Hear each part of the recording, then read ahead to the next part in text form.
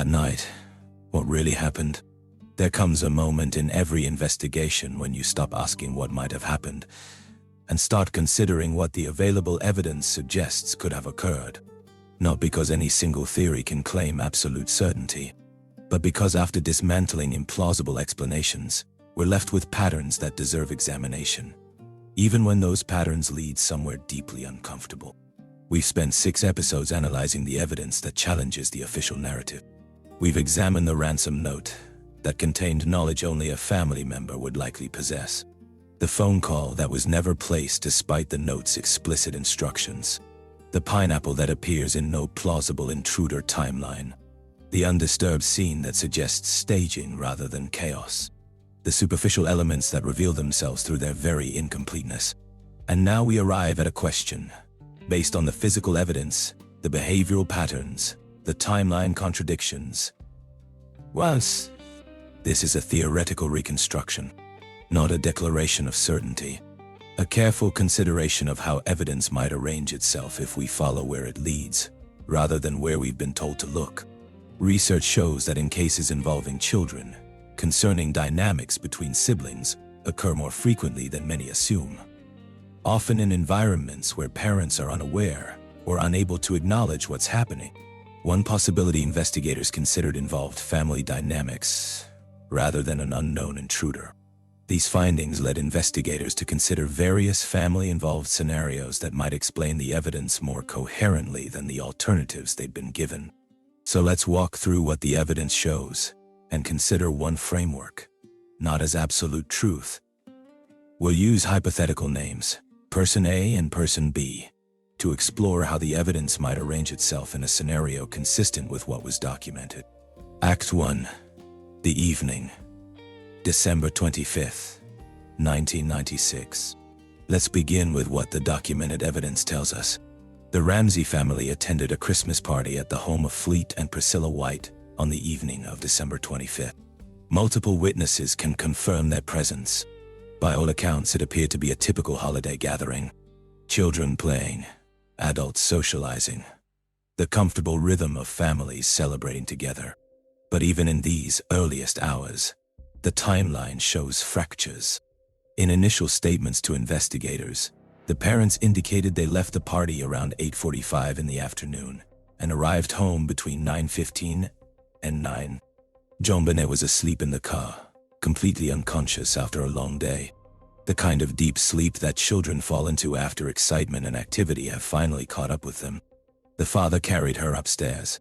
He later mentioned that he almost dropped her during this transfer, but she didn't stir, didn't wake, didn't react at all to the movement, the shift from car seat to arms to bed. They changed her clothes, removing what she'd worn to the party and putting her in fresh clothing for sleep. Still, her body remained limp, cooperative in that way deeply sleeping children are when their parents move them through bedtime routines while they dream. The father mentioned reading her a bedtime story. Pause here for a moment. Why would you read a bedtime story to a child so deeply unconscious that being carried, nearly dropped, undressed and redressed, failed to wake her? It's a small detail, the kind that might seem insignificant when you first encounter it.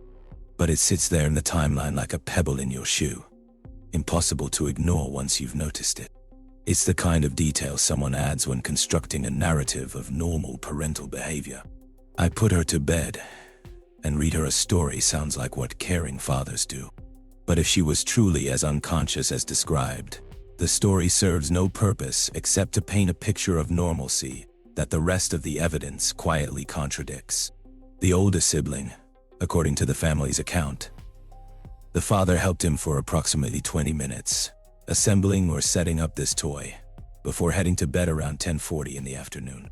The mother, they said, went to bed around 10:30. But let's think about what we know about the mother's schedule that night. They were leaving the next morning, December 26th. First to Michigan, then to a Disney cruise for the mother's birthday. This wasn't a simple overnight situation. The mother was packing for multiple destinations, multiple climates, for 4 people. She was also wrapping gifts for extended family members who would be joining them in Michigan, presents that needed to be ready for the next day's departure. The housekeeper who worked for the family described the mother as someone who stayed up late when she had projects to complete. Someone who would work through the night if necessary to ensure everything was perfect. And the mother herself mentioned in interviews that she was still packing that morning, that she'd stopped by the second-floor laundry area on her way downstairs to gather a few more items for the trip. So when we're told the mother went to bed at 10:30 in the afternoon with all this work still undone, we need to consider whether that timeline serves the evidence or serves a narrative.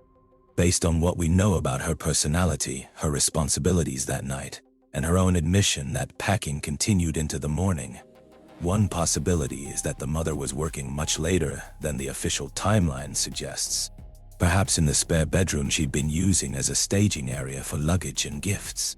Perhaps moving between rooms, between the laundry area and the bedroom, organizing and preparing while the rest of the house slept.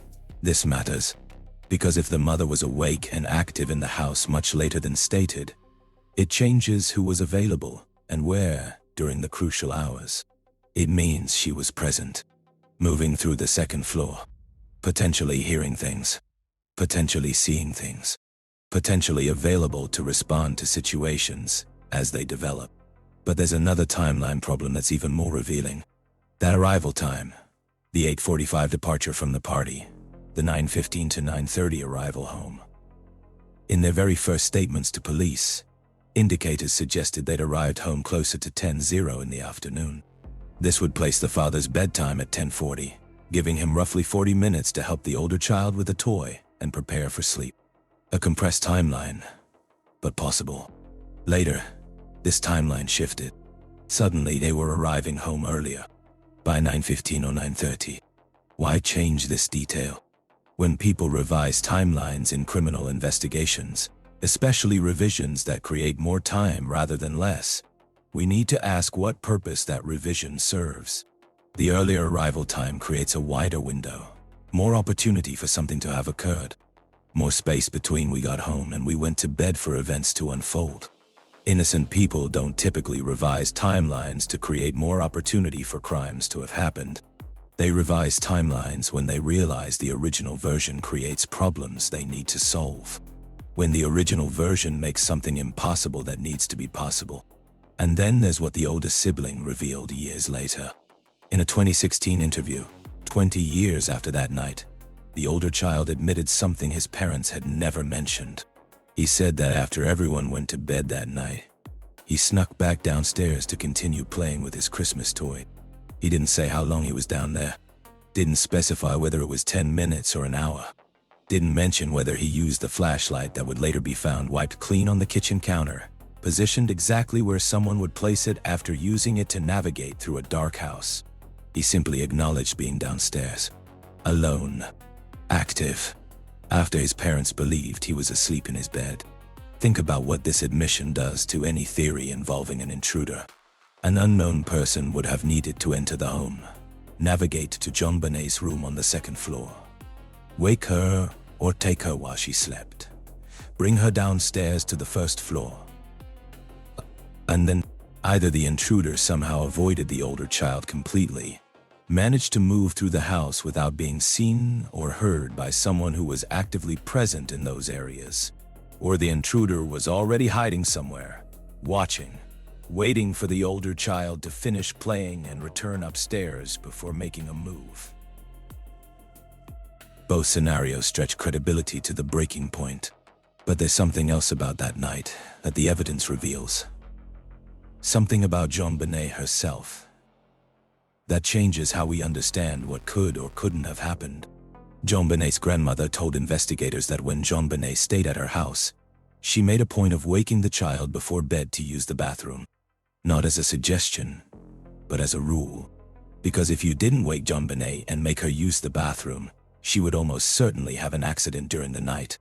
And when the grandmother woke her, JonBenet would fight it, kick and scream and protest being pulled from sleep.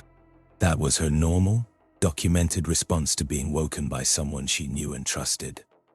Someone who had every right to wake her. Someone she loved. If this was JonBenet's normal response to being woken by her own grandmother, what would her response be to being woken by a stranger? by an unknown person in her room in the middle of the night. The chaos would have been immediate and overwhelming. Screaming that would wake the entire house. Fighting that would alert everyone. The absolute terror of a 6-year-old child waking to find an unfamiliar person standing over her bed.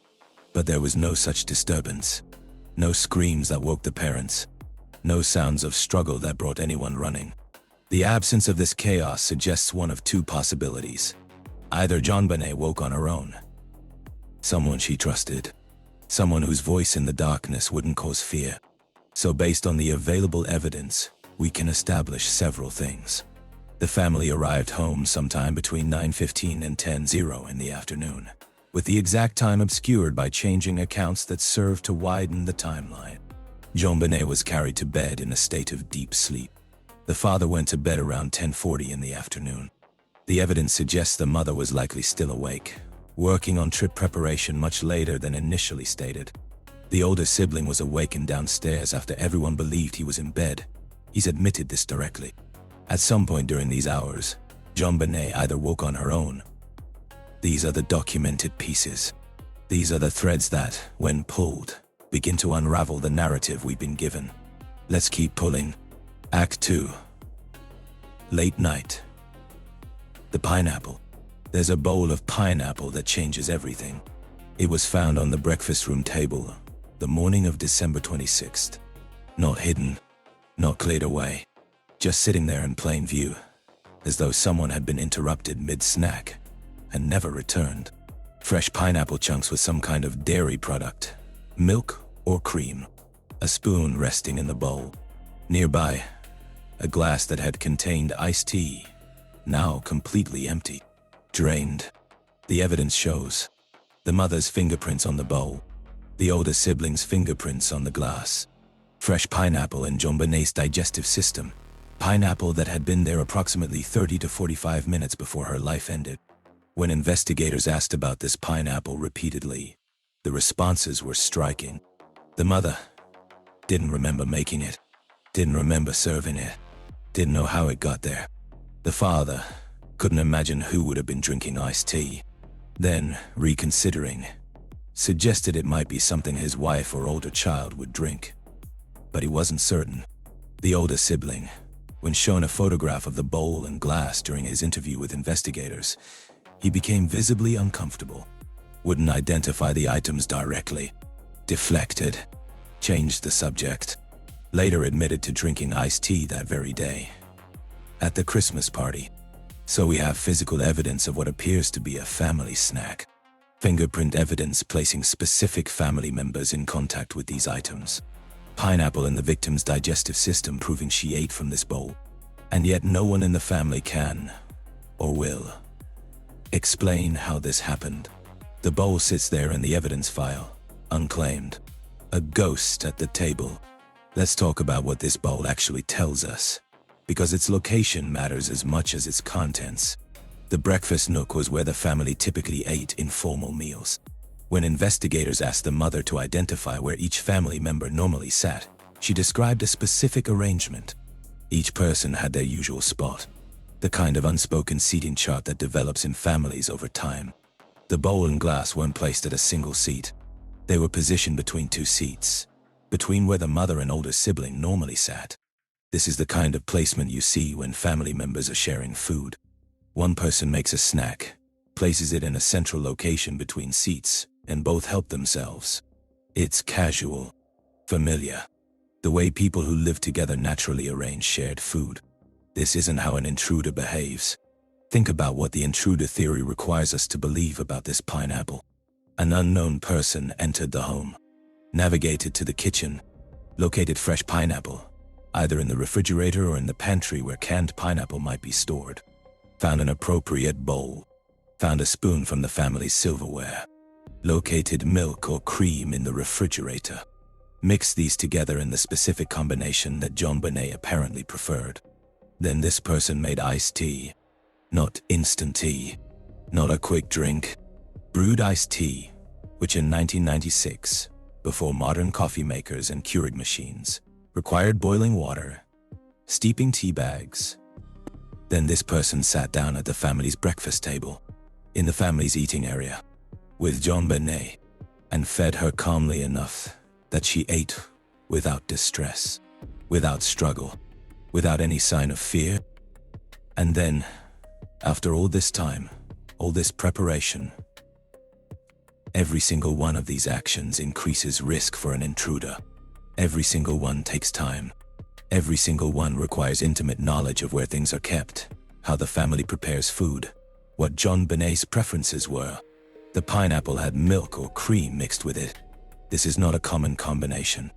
When investigators asked around, family, friends, people who knew the Ramseys, but it was how JonBenet liked it. Someone who knew JonBenet's specific preferences prepared this for her. Someone who knew that if you were going to give her pineapple, she'd want milk with it. And here's what we need to understand about the timeline. The mother specifically told investigators that before they left for the Christmas party that evening, there was no pineapple on that table. The kitchen was clean. The breakfast nook was clear. She was certain of this because she'd been working in the kitchen area, preparing for the trip, and she would have noticed. So this snack was prepared after the family returned home, sometime between when they arrived, whether at 9:15 in the afternoon or 10:00 in the afternoon, depending on which version of their timeline you believe. Someone brewed iced tea and waited for it to cool. Someone sat at that table with JonBenet while she ate at least one piece. And the physical evidence tells us who. The mother's fingerprints on the bowl. The older sibling's fingerprints on the glass. Both of them positioned between their usual seats. Let's consider what scenario fits this evidence. The older sibling has admitted he was awake and downstairs after everyone else went to bed. His fingerprints are on the tea glass, and the glass is completely empty, drained in the way children drain a favorite drink. The mother's fingerprints are on the bowl, and we have reason to believe, based on her packing responsibilities and her own admission, that she was still working that morning. That she was likely still awake, still moving through the house. One scenario consistent with this evidence: JonBenet wakes in that autopilot state her family described, gets up, perhaps because of a bedwetting incident that required her to use the bathroom and change, comes downstairs in that half-asleep, half-awake state, and finds her older sibling there. Perhaps the mother is there too, taking a break from packing.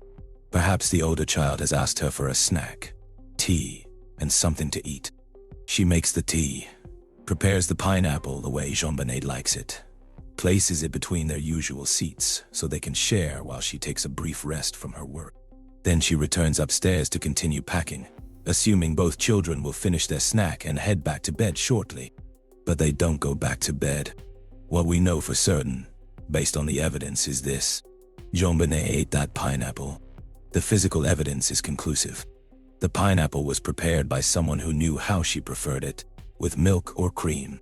The fingerprint evidence places the mother and older sibling at that table. Something occurred in the 30 to 45 minutes after JonBenet ate. That would end her life. The bowl sits there in the evidence file, unclaimed by anyone in the family. And the question we need to ask is, why? Why would no one claim this bowl? Why would 3 family members all profess ignorance or uncertainty about something their fingerprints prove they touched? One possibility: because to claim it is to place yourself in the house, awake and active, with JonBenet during the exact window when everything went terribly wrong.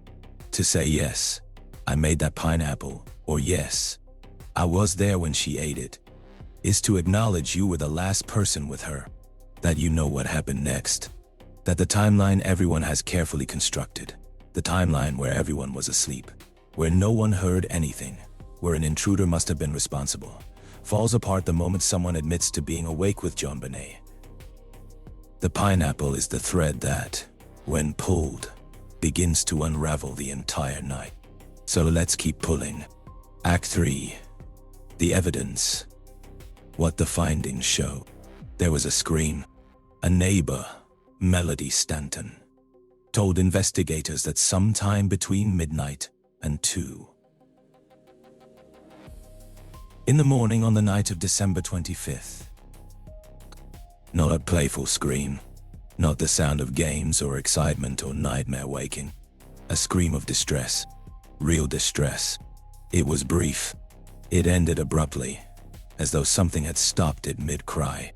And then, there was silence that stretched through the rest of the night. She didn't call the police. At the time, she didn't think much of it.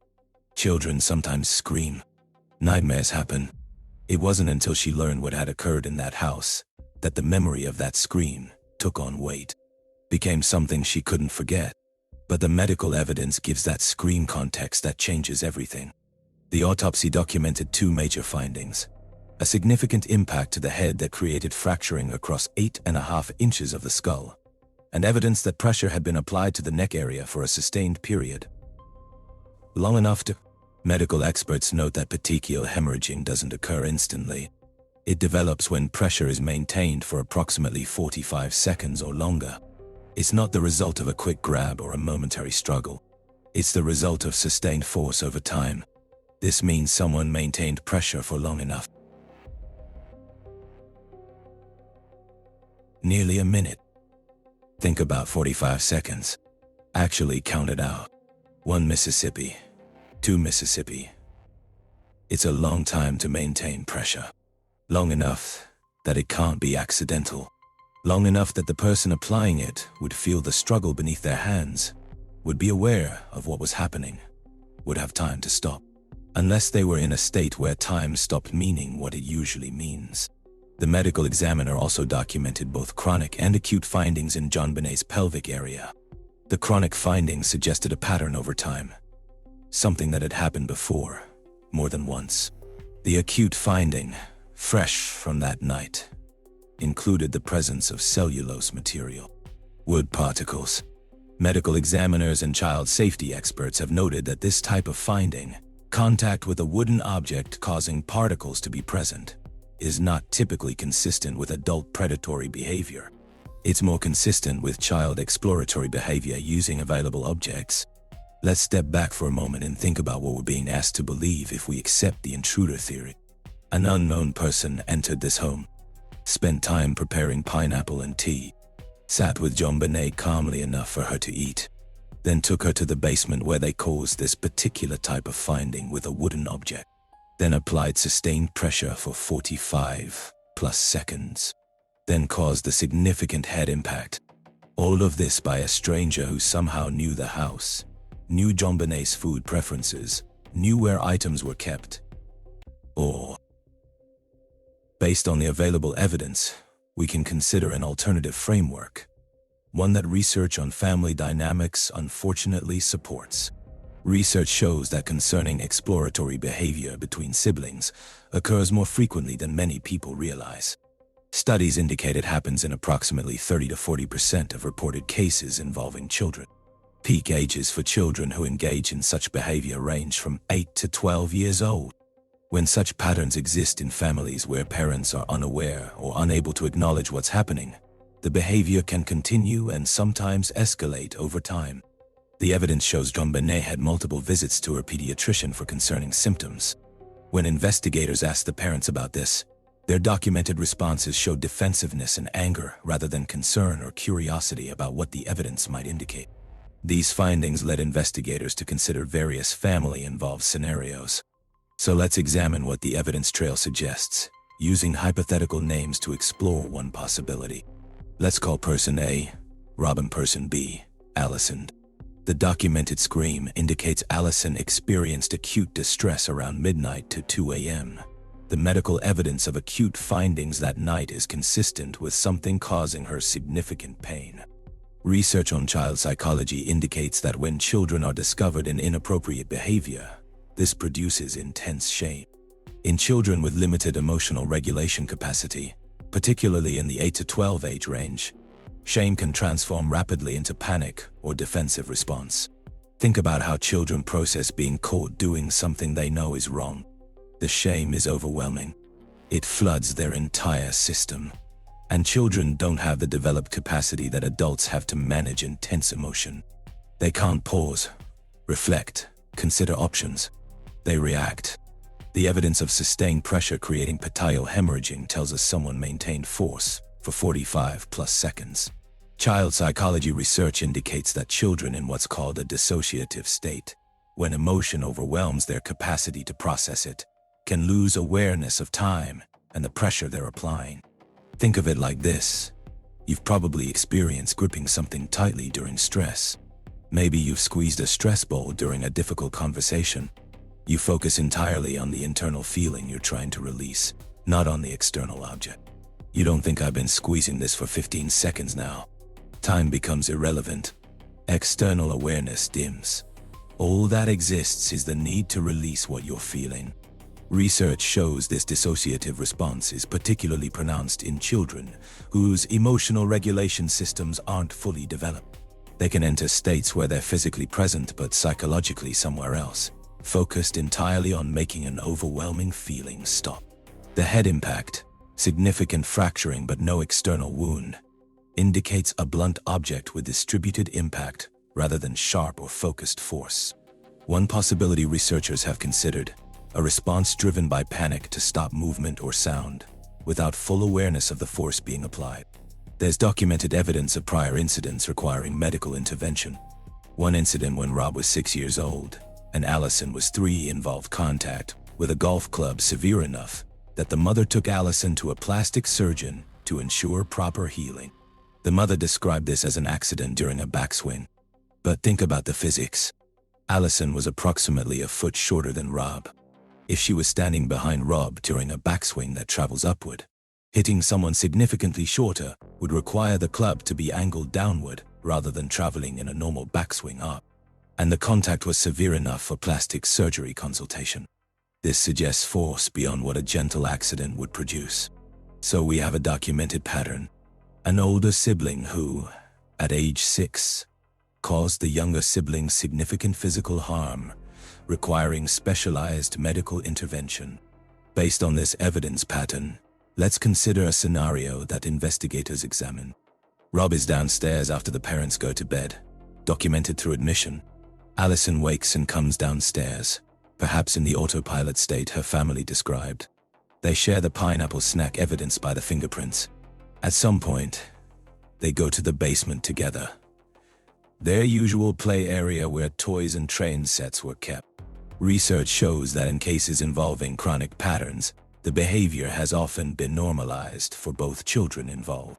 The younger child may not resist initially, because previous incidents have made it seem routine rather than harmful. Children don't always have the framework to understand that what's happening to them isn't normal. If on this particular night, exploratory behavior caused acute pain, the kind of pain that would produce wood particles as a finding, the kind of pain that would cause bleeding and distress. This would explain the scream the neighbor heard. Allison crying out, in real pain, real fear.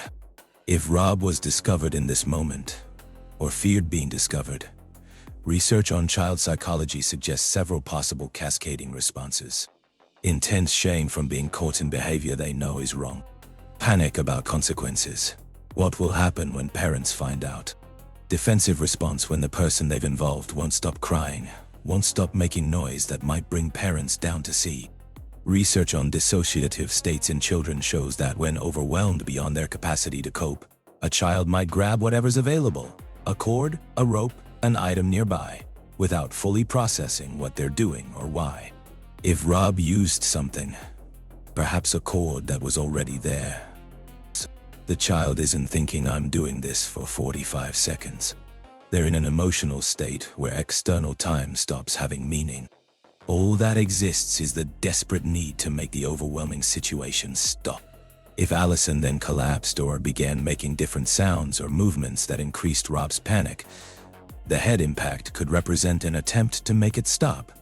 Not with conscious intent to cause the specific medical finding that resulted, but with the desperation of a child overwhelmed beyond their capacity to understand consequences. Studies on concerning behavior between siblings show that children often don't grasp the permanence of their actions. They don't understand that certain things can't be undone. They're responding to immediate emotional need. Make the crying stop. Make the movement stop. Make the situation that's causing unbearable panic just stop. This is one framework that addresses the medical findings, the timeline evidence, the behavioral patterns. But this is just evidence and research. Let's continue looking at what else the documented record shows. Act 4. The response. Examining the staging. If we continue with this theoretical framework, we need to consider what happens when parents discover such a scene. Imagine the moment of discovery. Your younger child, lifeless or unresponsive on the basement floor. Your older child present, telling you something or showing you something that forces you to understand what's occurred. Research on parental response to situations that challenge fundamental beliefs shows a phenomenon called cognitive rejection. The mind literally cannot process information that would shatter everything you believe about your family, your children, your life. The brain rejects it, creates alternative explanations, does anything to avoid integrating the unbearable truth. The evidence shows that sometime in the early hours of December 26th, probably between 1:30 and 2:00 in the morning, based on the scream timing and the 911 call at 5:52 in the morning. And here's where the evidence trail becomes particularly revealing about what kind of response occurred. An attorney arrived at the Ramsey home before 10:00 in the morning on December 26th. His name was Michael Bynum. He was the father's corporate attorney and friend. He was there before JonBenet's body was even found in the wine cellar at 1:05 in the afternoon. When a child is genuinely believed to be taken, when parents think their child has been taken by people who left a ransom note, they don't call their corporate attorney as a priority. They call every law enforcement agency they can think of. They call the FBI. They call anyone who might help bring their child home. They call an attorney when they know they need legal protection. The family's phone records from that night would later become a significant point of contention. Investigators requested them. The family delayed providing them for nearly 2 years. When records were finally produced, they were incomplete. One possibility this pattern suggests: a call was made in those early morning hours to someone who could provide guidance on how to handle an impossible situation, how to create alternatives to what actually occurred, how to protect whoever needed protecting. And so, based on the physical evidence of what was found, between roughly 2:00 in the morning and 5:52 in the morning, a ransom note was written. 2.5 pages on a pad from inside the home, using a pen from inside the home, written in a hand that forensic document examiners found remarkable similarities to the mother's own writing. 24 out of 26 letters showing consistent matches, containing details only someone in the house would know. The father's exact bonus amount of $118,000. Movie references the family would recognize. The note itself took time to write. There was a practice version found. The first attempt started and then abandoned on the same pad. Then the final version, carefully constructed across multiple pages. The content of the note is worth considering. It's long, unusually long for a ransom note. Most ransom notes are brief, instructions and demands, nothing more. This one meanders, provides unnecessary details, references movies, offers warnings and threats that serve no practical purpose. It reads less like a communication from people who have taken a child, and more like someone trying to create the appearance of such communication, trying to establish a narrative that points away from the house. Certain items were created that appeared designed to suggest restraint, but investigators noted they were loose, not functional, not applied in a way that would actually restrict movement, applied in a way that suggested someone unfamiliar with actual restraint was creating the appearance of it. Tape was applied to the mouth area, but the tape didn't adhere properly. There was evidence in the mouth area that suggested earlier contact, but the tape itself didn't show corresponding marks. This pattern is consistent with tape being applied after the fact, when adhesion would be compromised. The body was moved to the wine cellar, a small storage room in the basement. She was wrapped in a white blanket, the one from her own bed upstairs. Near her was found a blanket from the spare bedroom, and the Barbie nightgown that the mother said she'd planned to put on JonBenet. Research on staging in cases involving family members shows certain patterns.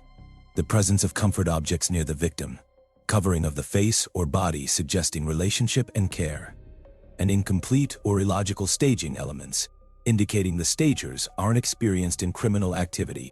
All of these patterns are present here. The white blanket from her own bed, the Barbie nightgown she loved. These aren't items a stranger would know to include. These are items someone who loved her would want near her. Items that might provide comfort, even when comfort no longer matters. If we continue with the theoretical framework of parents discovering what happened and making a choice to protect their living child, several documented behaviors begin to make sense. The immediate contact with legal counsel, seeking guidance on how to handle the situation. The creation of a note that establishes an alternative explanation pointing away from anyone in the family. The staging elements attempting to make circumstances appear consistent with the note's narrative.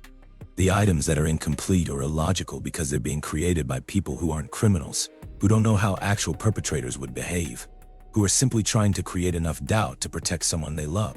The comfort objects that reveal the guilt and grief of people who loved Allison but chose to protect Rob. Rob being sent to his room with instructions to stay there, to act asleep if anyone came, to say he'd been in bed all night, that he'd heard nothing, that he knew nothing. When a family friend tried to wake Rob that morning, he found the child difficult to rouse. This could indicate deep sleep, or it could indicate a child who'd been instructed not to respond, pretending to be more asleep than he actually was. When an investigator spoke briefly with Rob that morning, he noted that responses seemed to come easily, without obvious rehearsal. But there's a difference between rehearsing specific answers and rehearsing a general strategy. Deflect when asked direct questions. Hours would have been available between discovery and the 911 call to establish that kind of strategic approach. At 5:52 in the morning, the mother called 911. The timing itself is worth considering. Not so early that it would seem impossible to have just discovered the note. Not so late that questions would arise about why they delayed calling for so long. Time to suggest they'd woken at a normal hour, come downstairs, found the note, and called immediately. The call itself shows the mother sounding frantic, nearly hysterical at points. The father, in the background, more controlled.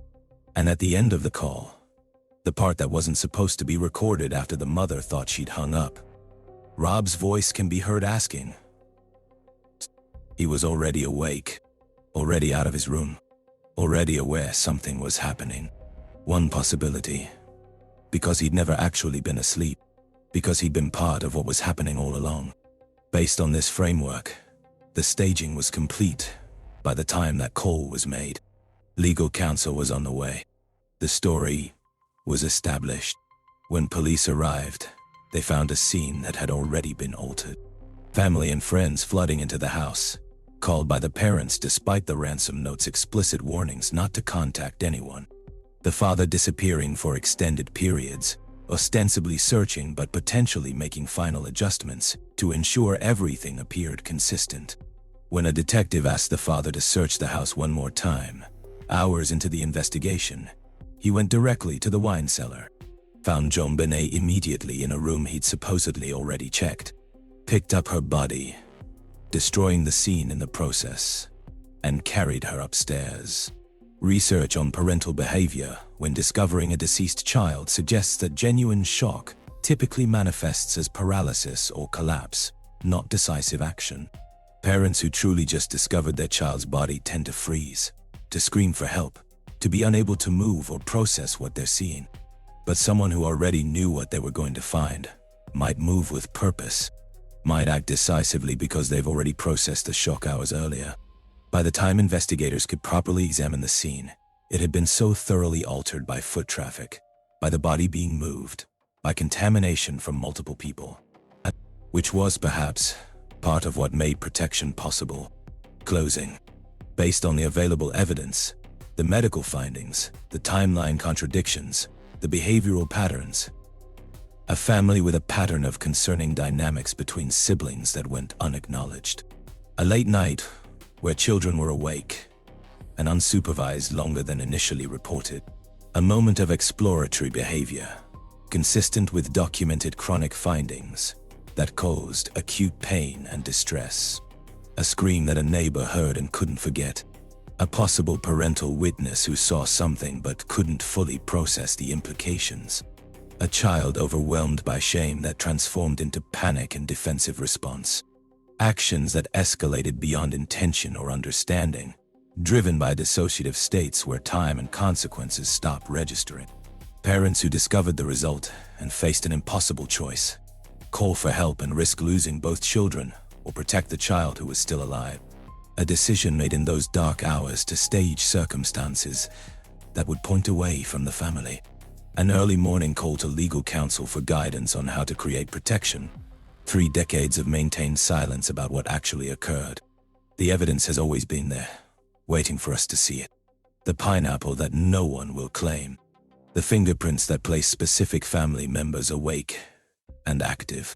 The medical findings that speak to patterns over time. The timeline that only works if the official account isn't accurate. The attorney who arrived before the body was found. The changing stories that create more space for alternative explanations. The refused interviews and immediate legal protection for everyone. Even family members who weren't present that night. Research shows that when families face situations involving one child causing harm to another, particularly when the responsible child is below the age of criminal responsibility, parents sometimes make choices that prioritize protecting the living child over seeking justice for the one who was lost. This isn't evil. It's a desperate calculation made by people who've already experienced the unbearable and cannot face losing more. It's parents who love both their children fiercely and find themselves in a situation where loving one means protecting them from consequences of what happened to the other. The intruder theory requires us to believe in someone who left almost no trace while simultaneously making numerous mistakes. Who knew intimate details about the family while behaving like a stranger. Who spent hours inside preparing food and creating narratives while somehow remaining completely undetected. The family-involved framework requires us to believe that people, when faced with circumstances that shatter their world, will sometimes choose preservation over truth. That parents can love their children desperately and still make choices that prioritize protecting one over seeking justice for another. That shame and fear and grief can drive behavior that looks, from the outside, exactly like guilt. Because it is guilt. Just not necessarily the guilt we've been looking for. For 29 years, the question has been. But maybe the better questions are, what did the people who loved her choose to protect? What truth was too heavy to bear? What does the evidence suggest about minds that couldn't face what had occurred and constructed an alternative, rather than accept the unbearable? The evidence sits there, quiet and patient. These findings led investigators to consider various family-involved scenarios that might explain what no intruder theory adequately addresses. We've presented one such framework here, not as certainty, but as a way of understanding why the evidence pointed where it did, and why, perhaps, it still does. What happened in that house makes sense only when we stop trying to force the evidence into the story we've been told. The story has been there all along, waiting for us to have the courage to hear it.